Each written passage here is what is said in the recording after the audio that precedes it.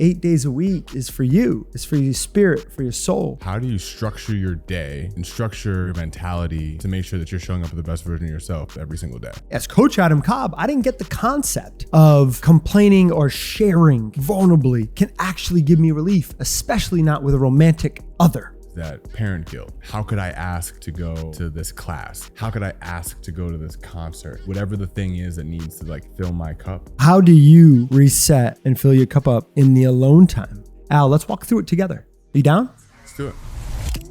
Hey, it's Adam, and you're listening to the Adam Cobb Show. Weekly content devoted to all things fitness, finding your center, and fumbling through fatherhood.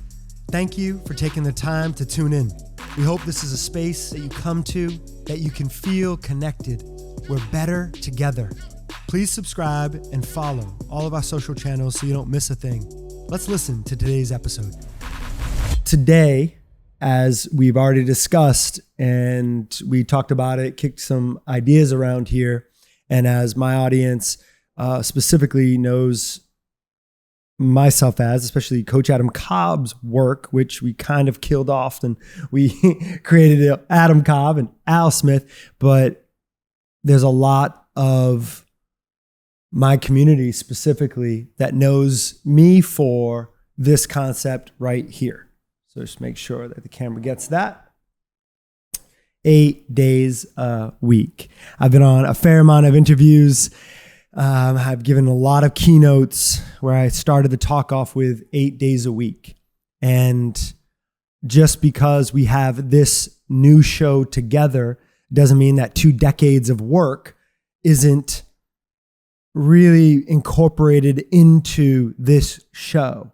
I think part of me wanted to almost divorce myself from the previous life and step into the new. And I had multiple mentors that said, don't do that, right? Make sure you, Adam, bring those 2 decades of great work into this show and not just talk about fumbling through fatherhood, but also include the fitness and the finding your center. And that's what I hope to do today, but also to be able to share this, your mindset with this concept 8 days a week and allow it to share it with the new audience. And to also bring in awareness, but also there's a newness to this mindset for me as well. So we'll just explore that today. So I think you're already headed here, Adam, but you can just give, for all those who don't know 8 days a week, the concept behind it, can you just give them a little 30,000 foot view? Synopsis, if you will. Macro. Yeah, super macro. Super macro of 8 days a week is this. You see it here, 8 days a week. A lot of my coaching principles have always been move well, eat well, and think well, right? And that meant move your body, put something good in it, and eventually you'll start to think well, have good thoughts. Maybe that's prayer, maybe that's grounding, maybe that's some element of the finding your center of peace. And the concept was that if you could do each of those consistently, maybe even daily, that you would increase your energy, you would increase your presence, you would get a little bit more life out of the day. You'd feel more alive in that day. You'd be more productive. You'd be more peaceful, right? If you're able to do those 3 things. And if you could move well, eat well, think well, then what would happen? You would possibly get a few more minutes each day. And maybe those minutes over time would compound to an hour. And maybe those hours would eventually become sort of like an extra day. So this concept isn't 8 days a week, go hard, go home, right? Some people go 8 days a week, yeah. And I'm like, not really like that. 8 days a week is this idea that if you move well, eat well, think well, you can potentially create more time, energy, and freedom to do the things you love. And I haven't fully explored that being a dad. And I haven't fully explored that being a dad talking to another dad. So I'm really excited to explore this concept with you. I gave a TEDx talk about it called Live by Design, Not by Default. And if you could live by design and not by default, if you didn't hit the snooze button every day and you woke up, maybe a little bit earlier than your alarm, and you could get out and get walking or get journaling, you could create more time in your day. And maybe somebody would look at you, Al, and say, man, Al, how do you do it all? You got 3 kids. How do you do it all? And then they'd say to you, Gene, how do you create, right? Gene, our audio engineer behind the scenes, that's amazing. Gene, how do you do so much? Wow. It's like you have 8 days a week. It's like you have 8 days a week. It's like you have 8 days a week. And the concept was this idea of feeling more alive and more centered. So as somebody kind of really hearing that context for the first time, how would you, Al, bottom line that for the listeners that aren't familiar with my lexicon and vernacular, right? I mean, I think the bottom line that I took away from that was the idea of really being able to show up as your best version of yourself, right? I think, how do you prepare? How do you structure your day and structure your mentality and structure the, rhythms, right? To make sure that you're showing up as the best version of yourself every single day. I think that's what I took away from hearing you. Mm-hmm. Yeah. Because it's not just the idea of creating times which you can do your favorite activities, right? It's more so the idea, it's like a much bigger thing than just like, oh, I like to play golf, right? So I need to be more time efficient so I can go play golf on Tuesdays, right? Like, that's not what you're getting at. It's more so an idea of, I want to really show up in all the areas of my life, but in order for me to do that, there needs to be some semblance of structure in terms of all the various obligatory facets so that I can do that the best way physically possible. And included in some of that is going to be me doing some of my favorite activities, but it's not the end goal of doing the activities. I love that. That's a really good bottom line. And I think what I'd love to do is be able to walk you through it, right? If I can walk you through it, then we can walk the audience through it as well. Definitely. Sound good?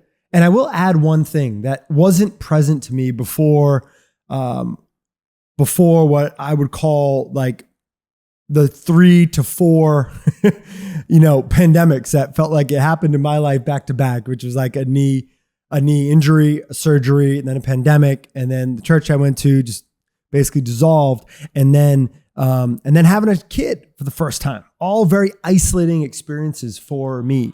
And what I learned through therapy and through great talks with great people. And it happened today. It actually happened this morning with my MMT group, which stands for Man Morning Thursday. Shout out to my MMT group. I love y'all. We're a bunch of men that get together that go for a walk every Thursday morning at 8 a.m. And we have a captain each month, and we prompt a question. And we talk about meaningful stuff for about an hour. And it's really intentional. And one of the guys this morning, we talked about what we're celebrating. And then we talked about what we're navigating. And what we're navigating, his navigating share was simply like what he's working on in his life, what's hard, what's, whatever is going on there. He complained. He said, I just need to complain. And it was really interesting for me because what I told him after he complained, I said, man, I got to tell you, before I hurt my knee, I would have been sitting there listening to you. And I would have thought to myself, I'm just so annoyed right now. Why is he wasting all this time complaining? And today I said, thank you. Thank you for the reminder, because that safe space that we've created that you complained in, how do you feel now? And he was like, I feel so much better.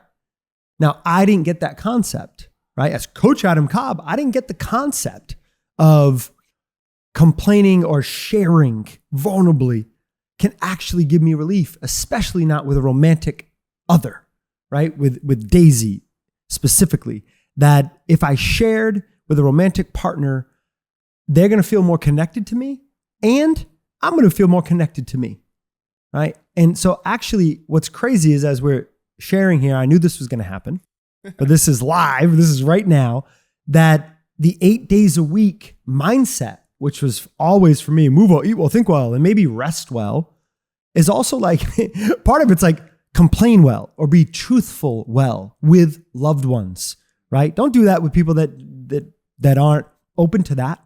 But I've learned, and I was reminded this morning by a dear friend, that like the complaining part in a safe space, the sharing that we've done, right?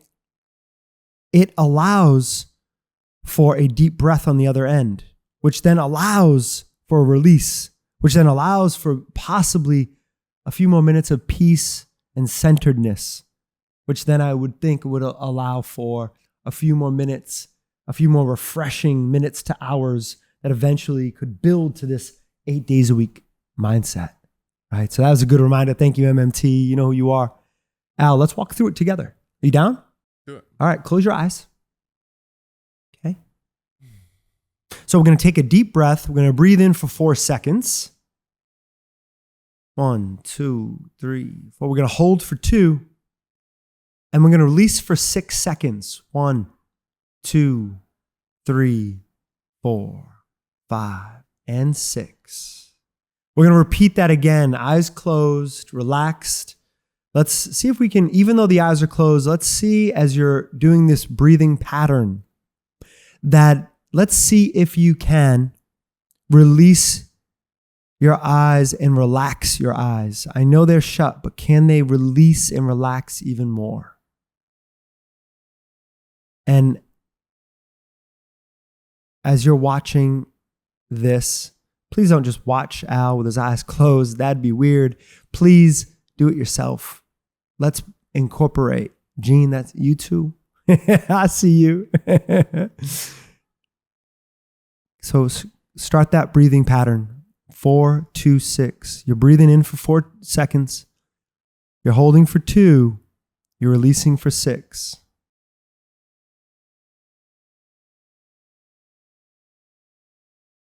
This is powerful. Please join. Please join in this power of a 4-2-6 breath. This is called the Find Your Center breathing technique. The Find Your Center breathing technique shared with me by my Uncle Joe over 20 years ago. On the 4 seconds in, I want you to, Al, allow the breath in. It's different than just breathe in. Allow in. What are you allowing into this space? There's a newness to a new breath. Receive the new breath. Allow the newness in. For the 2-second hold, I want you to process or assimilate or integrate that allowing.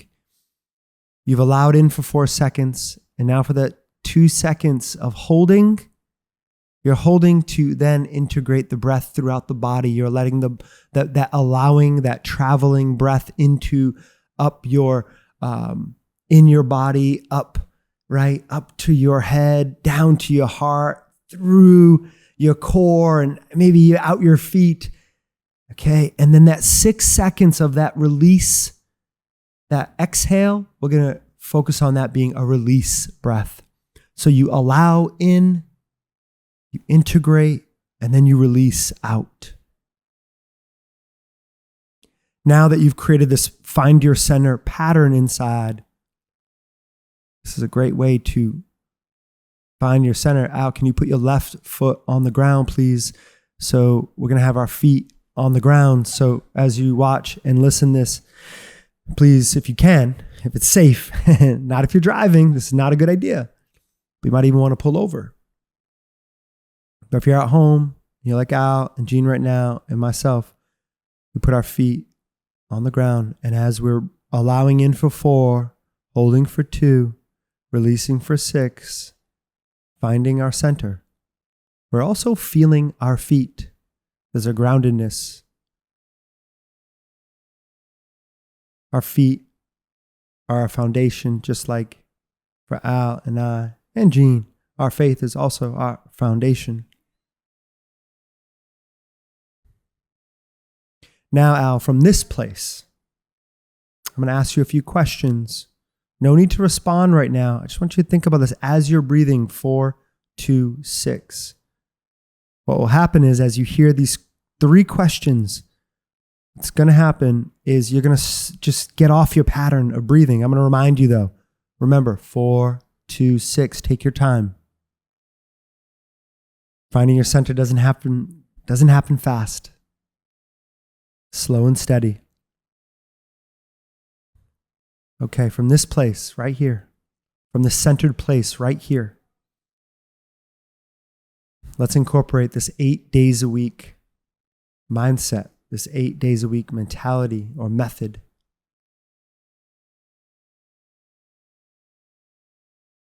The question is, as I ask you, Al, and Eugene, I'm asking you also, who's watching and listening, what does your 8th day look like? Your 8th day. Nobody else. Nobody else's.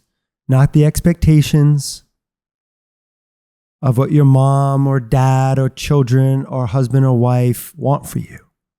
Not even what you think it should be like, but what you want that day to be like. Back to our 4-2-6 breathing pattern. What does your 8th day look like? What does it look like? What is your 8th day? What's your 8th day feel like? What emotions are happening in your 8th day? How are you feeling? What are those feelings that may be repressed that you don't get to express? Express them right now in this meditation, in this breath work moment, in this find your center meditation.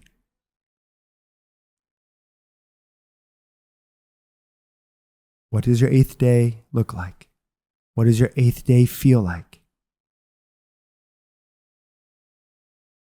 What does your 8th day sound like?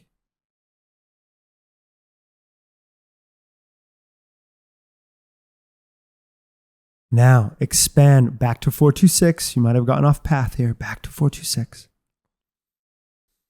Allow in that 8th day. For some people, this is a moment that will be an emotional moment because you haven't allowed yourself to go there. You haven't allowed yourself to actually have a day for yourself in a long time. So go there right now. This is a safe space to go there. So let's go there together. We're better together. Let's go there together. 4 in, 2 integrate, 6 release. Release the stuff that's not serving you. There's always something popping up when you close your eyes and you think and you feel there's emotions that come up. Release it out. Breathe it out. You don't need it. What does your 8th day look like? What does it feel like? What does it sound like? Let's just go 2 more bonus ones here. What does your 8th day taste like? Maybe you're eating a favorite food, a favorite dessert. Maybe it's making you smile. Don't be afraid to smile right now. This can be a special moment. When I give these keynotes to people, I look out in the audience sometimes. Sorry, I am looking once in a while. And I see tears all the time because we don't allow ourselves oftentimes to just play and imagine and break through the constraints that you might feel right now. Invite that childlike wonder. With this next breath in, allow a childlike wonder to enter into your body again. Feel that again. What is a passion? Now, what does your 8th day smell like? What is the aroma?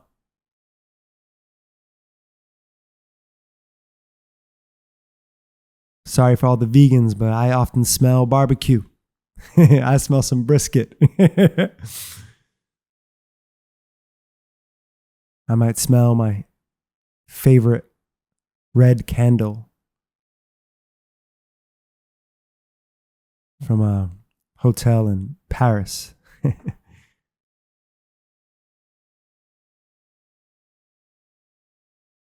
And now, as we close out this meditation, I want you to think of, are you on this 8th day,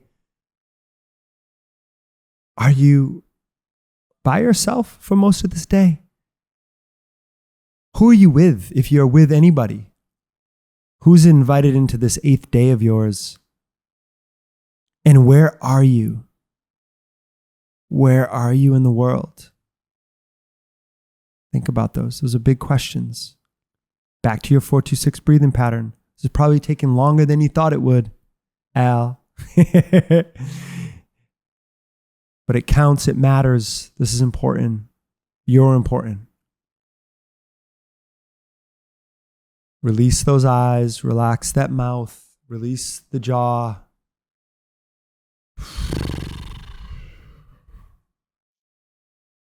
Relax the lips, the tension that you might be holding. Again, where are you on this 8th day? Who are you with? And guess what? If you want to have the whole 8th day to yourself, that's okay too. I give you permission to be all by yourself if that's what you want.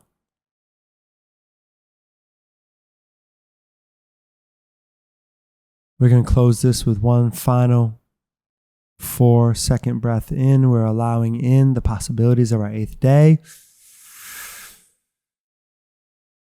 We're holding, integrating that wonder. And that release for 6 seconds. Enjoy that last release. You can feel your feet, wiggle your toes, and start to open your eyes. And you do not have to rush. You can take it slow. Let's stay there. Let's try not to move any quick movements. So if you're sitting, stay seated. Just open your eyes. Al, what does your 8th day look like?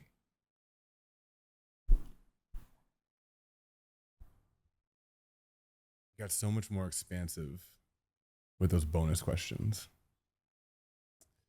I'm going to answer all of them out of order. But my 8th day had a combination of relaxation, calmness. There was a sweat work component to my 8th day. My 8th day was by water.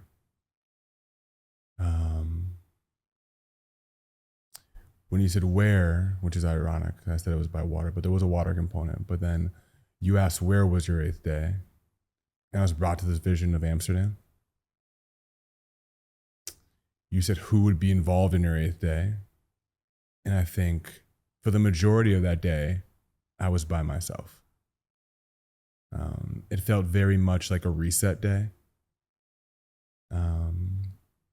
It sounded like waves, but also sounded like I was in a city, right? There's definitely energy that I was pulling from the people and the things around me, but still doing that at my own pace, right? What did it taste like? For me, one of my favorite foods is seafood, right? So going back to the ocean, if you're not seeing that commonality through line here, or consistency there. And yes, while I spent the majority of that day alone, it ultimately ended up spending time with people that I love and care about. Almost as if to say I spent enough time to get that reset to be able to go home and really fully participate, right?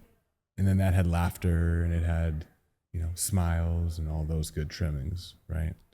Who are you laughing with? I was laughing with my family. Who in your family? Lindsay and Esme and Deacon and Tatum, right?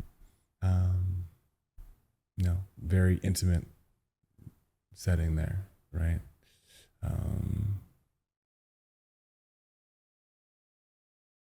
Did I leave anything out there from the 5 questions that you asked? What was creating that relaxed state that you were feeling, or that calm that you were feeling? What was creating that? What were you doing? How are you being that you were feeling that sensation on your 8th day? What was I doing to create that relaxed state? And or what would you want to do on an 8th day? What's an activity that brings you calm, relax? I mean, I mentioned the sweat work component, right? And that's something that's very near and dear to both of our hearts, right? Just the idea, even if it was a run, right? Just being able to kind of be out in nature, right? Feeling that sun, feeling that sweat, feeling your heart, kind of just feeling your heart, right? We often talk about on arm day, filling up those muscles with like blood, right? And just filling them up and feeling them, being in your arms, being in your legs, being in your chest. And it almost gives you, when you spend enough time doing that, allows you to just be in your body, to be alive, to really feel what it's like to be alive, that you have these arms, these limbs, spraying this hard, and it's not just here to kind of go through the motions. So would you be running or lifting weights or pulling the tire or doing yoga? Like, what would you be doing if you picked something? Pick something. Probably be moving. It'd probably be lifting weights. I started to say moving weight, but lifting weights. Lifting weights. Okay. So you're lifting weight. Yeah. You're eating seafood. At some point in the day. I don't Anything in think it's directly particular? after. I mean, my go-tos Yes. are definitely lobster bisque. I love mussels. Oysters are always a fan favorite. I was having this conversation with somebody the other day, but Great. it's actually the fish itself. Like, we actually went to dinner, you, me, Lindsay, Daisy. Yeah. And you were like, I gotta have the halibut. You're like, fishing with dynamite, gotta have the halibut, right? Shout out to Fishing with Dynamite. Fantastic spot. But Best clam chowder in the country. And I'm from New England. Sorry, New England, and sorry, Cape Cod. Such a stamp of approval.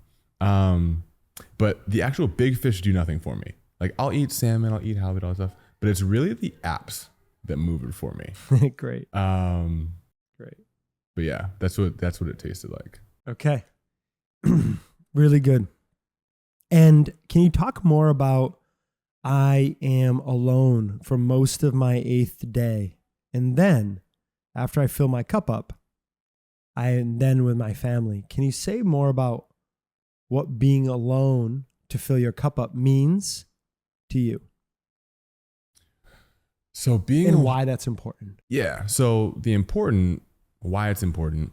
Because I'm sure you're the only person, right, aside from everyone else that's listening, that feels that need sometimes, right? And I'm really curious as to like why it's important to you and what it means to you. Because I know you're not alone. Yeah. Well, it's interesting, right? I think most people get that alone time. Most parents, most fathers, most mothers, they get that in their commute, right? That's kind of the only commute to work, right? That's kind of the only 15 to 45 minutes that they have to and from, right? Where someone's not asking them for something. They can listen to the music they want to listen to. They can have the thoughts that they want to have, right? Their time isn't anyone else's but their own, right? And for me, in the space that I work in, I'm constantly interacting with people, right? Whether that's members on my team, whether that's clients, right? I'm constantly juggling different people's emotions and needs and so on and so forth, right? So there's a lot of time where I'm on and I'm constantly interacting with others. So for me, that alone time gives me the ability to really just reset, not have to deal with anyone else but myself, right? And then it recharges me so then I can actually go back to doing those things. I love all those things, right? I love my work. I love my family. I love interacting with everyone. But if we're all just being honest with ourselves, please, you need to have some things that you do for you. And you need to have, or I need to have? Well, our listening audience, you and myself. Yeah, yes. We just have that play back and forth with the you and the I, the accountability. For sure. The accountability. So I need it. Cool. But we all need it. Sure. Right. Yeah. So how do you reset and fill your cup up in the alone time, aside from possibly the commute to work? How else do you create that? I'm hearing maybe lifting weights in the dojo, but like what else do you do to create that? Because that would be part of this 8th day.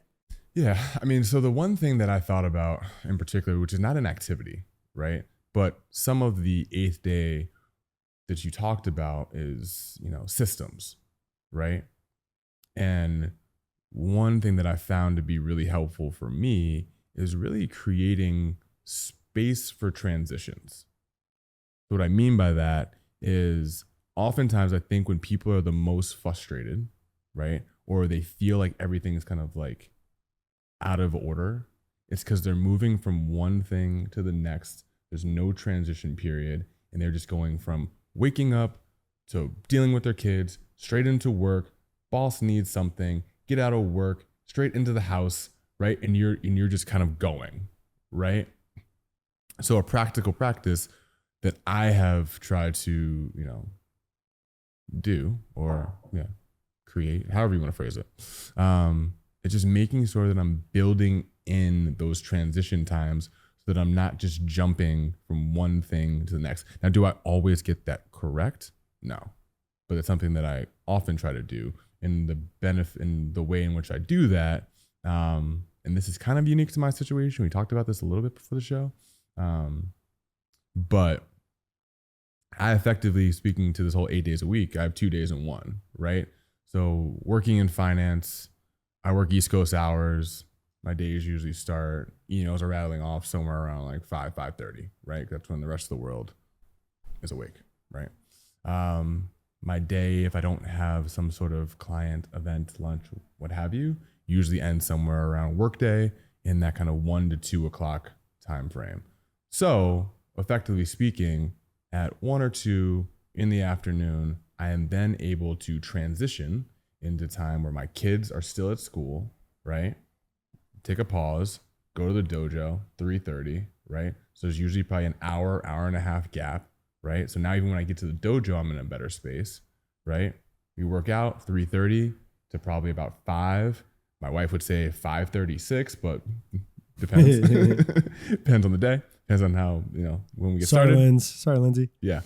And then my kids are usually getting home right around that time as well, depending on if I'm picking them up or whatnot, right? So then by the time I've gotten to home and I'm on family time, I'm fully in family time, right? I did work, did all the things I needed to do there, got some me time. Yes, that's spent with Adam, but still got some me time to get to do the things that I wanted to do, right? Got whatever errands needed to get done. And now I'm home and I get to be with my kids and my wife, right? And I can be fully present in each part of that day, right? And to top it all off, shouts out to Quincy, my dog, right? I usually then take him once the kids are down for like, 30, 45-minute walk around our neighborhood, right? And here in Southern California, there's no better thing than evening walks in the South Bay because it's always the perfect temperature of like 65, 67 degrees. And we just walk and I listen to my music or whatever, right? And that's like 8:30, right? Yeah. And now for you to create this culture that you've created for you and rhythms you created for you, you had to take a big risk. You had to move from the East Coast to the West Coast so that, right? And not everybody can do that. For sure. Not everybody can do that. But you moved and therefore you're able to work basically East Coast times on the West Coast, and then it creates more space and time. Brilliant. What about for somebody listening that's like, yeah, great for you. You can do the move. You took a big risk, a big choice, a chance. That was a choice of yours. Right. And now it's paying off and you're living into it right now. But what about for the person listening that's like, I can't do that kind of move. How do I create that space? What would you say to them? I think that's where that honesty and intentionality conversation comes up, right? So thinking about our listening audience here, right? It's most likely going to be, fathers and people who have a partner, right? And I would say that's where you need to be super transparent, right?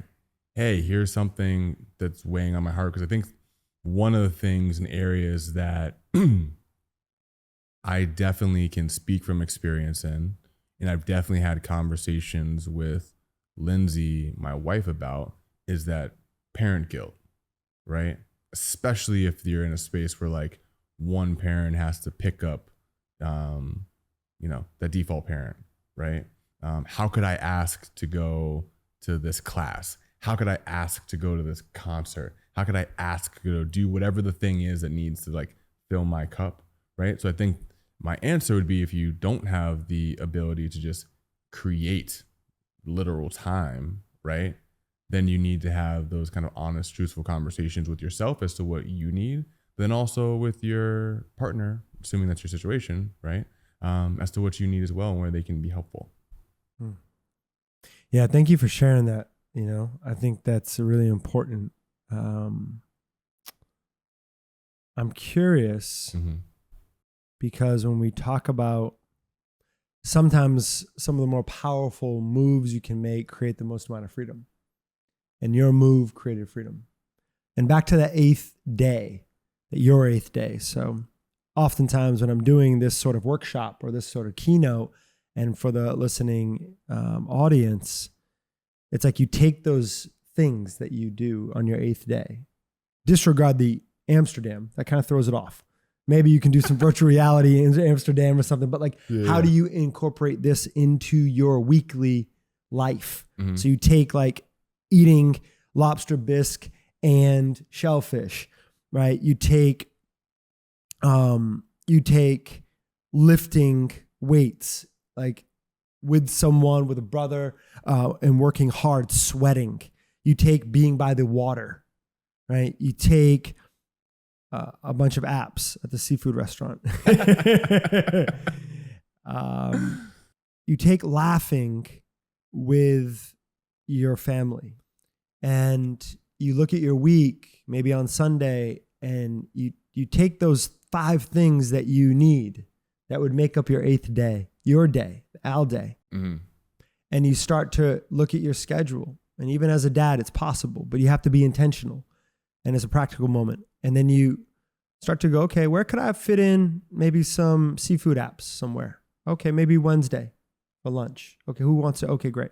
Where can I laugh with the family? Hey, on Thursday, this is going to be no TV, no screens. We just kind of have like dinner and laughs. So you start to make an intentional night for that. Right. When am I going to lift? Okay, we're going to lift 2 to 3 days a week at this time, right? At this place. Okay, great. And you start to put those things in to your schedule. Now, you might not always hit them, but when you do, you feel like you have more time, more energy, and more freedom than you've ever had before. Again, I remember telling you this story, but I remember I was in New Zealand and I had a shirt on that said 8 days a week. It wasn't this exact shirt, but it was a shirt. And I walked into this little kind of mom and pop shop in New Zealand, and the woman said, no, get out of here. We don't want any of that. And I was like, what? Who's saying this to me?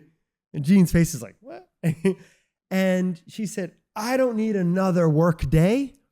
And I thought, oh, hold on. That's not the concept here. 8 days a week is for you. It's for your spirit, for your soul. What would you, and I asked her, what would you do on an 8th day that was just for you? Her name was Mary. And I said, Mary, what would you do in your 8th day?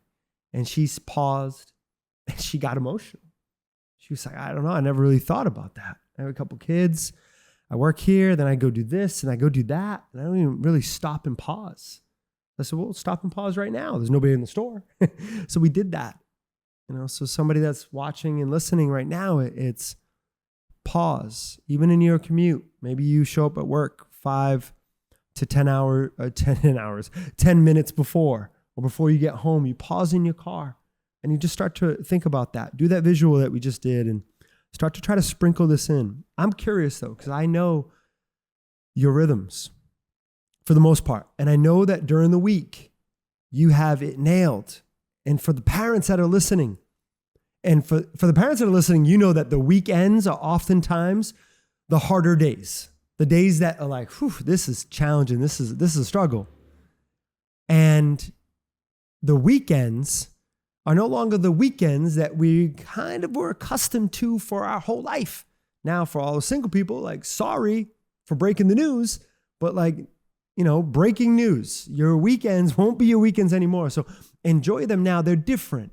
I enjoy part of them, but they are hard. There's no daycare oftentimes on the weekend. There's no Montessori school that they're enrolled in. And it's all you all day long. And then eventually your kids stop doing naps, which is basically where I'm at right now. And it is what? We don't get the 2 hour to 3 hour nap anymore. And it gets hard. So I'm curious, Al, you have a beautiful rhythm. You even might sprinkle your 8th day in Monday through Friday. But what about the weekend? How are you doing with your 8 days a week for Saturday and Sunday? I think I shared this with you the other day. Actually, funny story for the audience. I think it was a Sunday, and Lindsay and Daisy decided that we needed to be pulled together because we had just been moody bitches all weekend long. Just the most moody.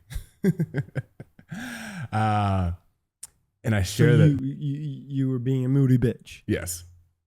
The biggest. Which I love the wording because what happened, at least my version of that, was that I see you often and we work out hard together. We build stamina, strength. We get to the show together, and saw you over the weekend, which you don't always get together on the weekend, but every now and then our families get together. And I looked at you, and first of all, get a brother that you can do life with, you can integrate your families with. That's really important. This brotherhood, this is what this show's about, is don't do it alone. Do it with people. That's most important. We got together on a weekend and I said, "What's wrong with you?" And you're like, "What's wrong with me?" And I said, "Yeah, like you show up at 3:30 and you're ready to go, and we pull a tire, we lift weights, and we like turn up each other's fire, and we're passionate." And I said, "But just like, what's wrong with you right now?" And that's when you said, right, "Oh, this is me on the weekends." You said, "For a day and a half, you said, for a day and a half in the weekend, I'm a moody bitch." Yeah, that's exactly what I said. And the honesty was so beautiful. And then I thought, oh my God, I think I'm a moody bitch for a day and a half, like Saturday and or Sunday, or at least part of that, aside from maybe the time I get to go to church on Sunday morning. Right. And I love Daisy and Scarlett, and I'm also that. Actually, you know what I figured out about the, my increased moody bitchness? Gene has no idea what's happening on the show right now.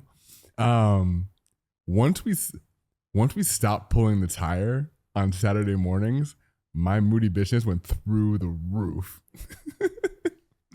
Because what the tire on Saturday mornings did was a good reset, right? It was, hey, it's now 5:30, 6 a.m. Nobody else is awake. It's on a cold beach in, I don't know, November, December, whatever it is, Christmas Day, my birthday, doesn't matter, right? And this is just like a good mood setter for the rest of the day. You usually feel more accomplished once you've done something, whether that's gotten, a task off your list, or you've worked out, or whatever it is. It doesn't matter. You called your mom. You feel great. You did something, accomplished something, start your day. And I've realized, actually, I didn't realize this before. I realized this just now, live, that once we stopped pulling the tire on Saturday mornings, that went through the roof. And the reason, beyond the fact of all things I just said, is that Saturdays and Sundays don't have the same systems. It's a free-for-all. And that's why I'm moody bitch for a day and a half, because my kids are just like, hey, that's fun and that's cute that Monday through Friday you can do as you so choose, and you can structure your days. And sure, there's like things that happen, right? But they're like, now you're on my time. Watch out, right?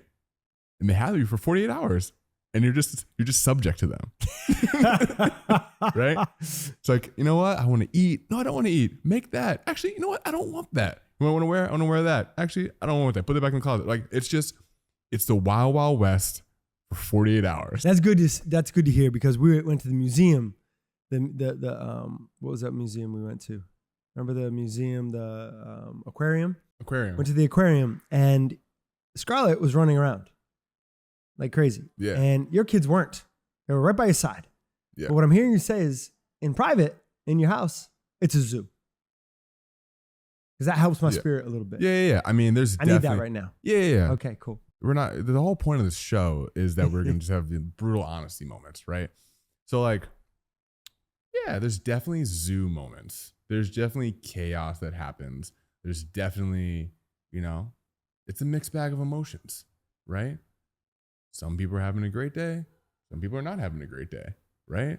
And those people are 9 months, almost 3 years old, and 4.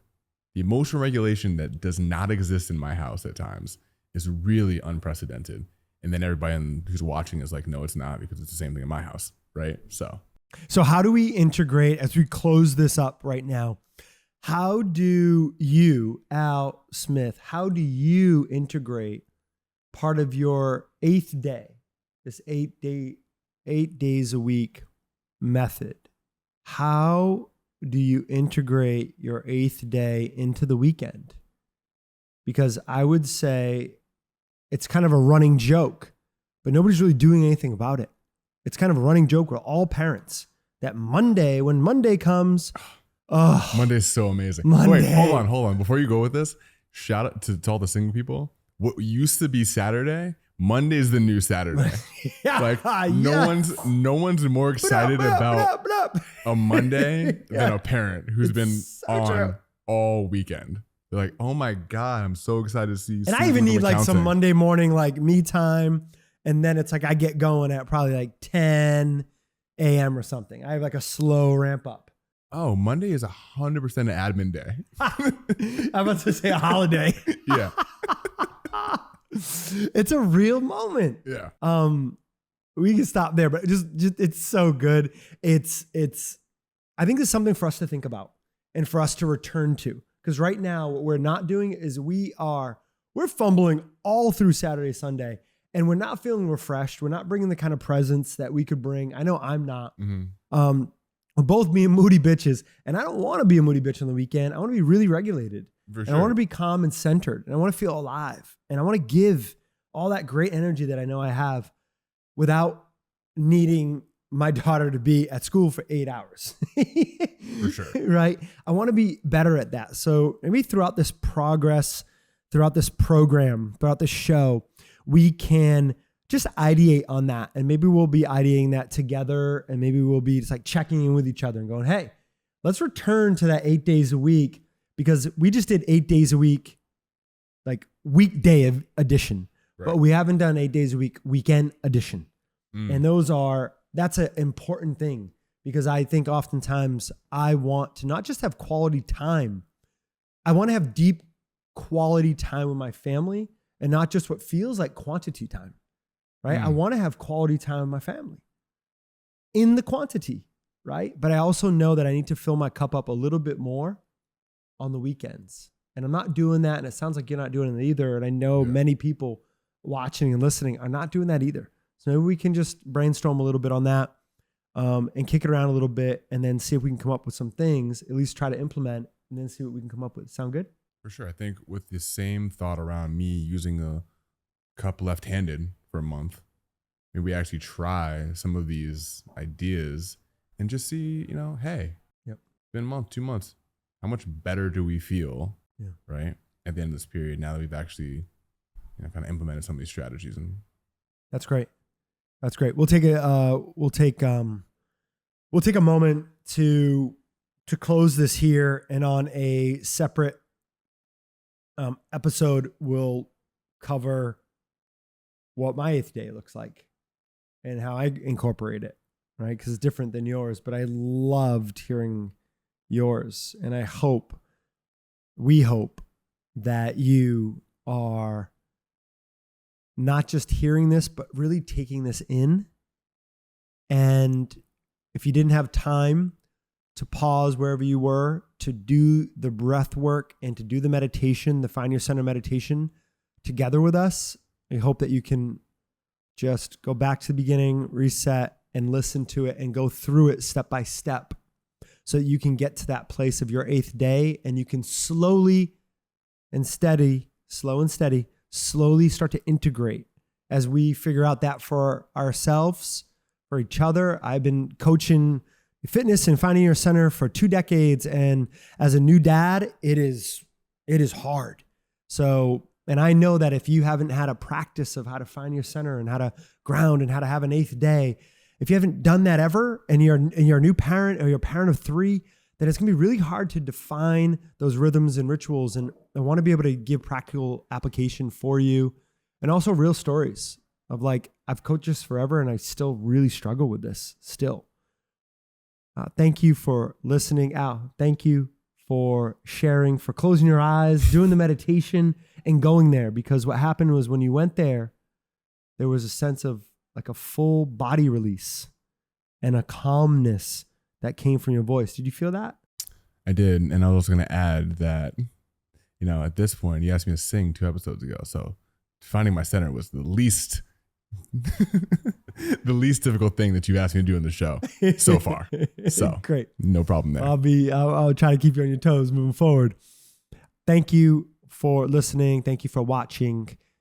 We're grateful that you choose to spend your time that could be spent doing many other things, but you're spending it watching us and listening to us. And we're grateful for that. We believe that this journey should not be in isolation, but it should be together, and that we're better together. And in the words of, this is from Groundswell, from my hometown on the East Coast, where the Groundswell owner's mom would say to him, "You'll figure it out." And he put it on the mugs for his brand. If you can see that, you'll figure it out. You'll figure it out. So just like the owner from Groundswell reminds you that you'll figure it out, my mom would always leave the house and say, make a difference. I like to think that we're making a difference here today. And I like to challenge you to get out there and make your difference and make a difference. We'll see you next time.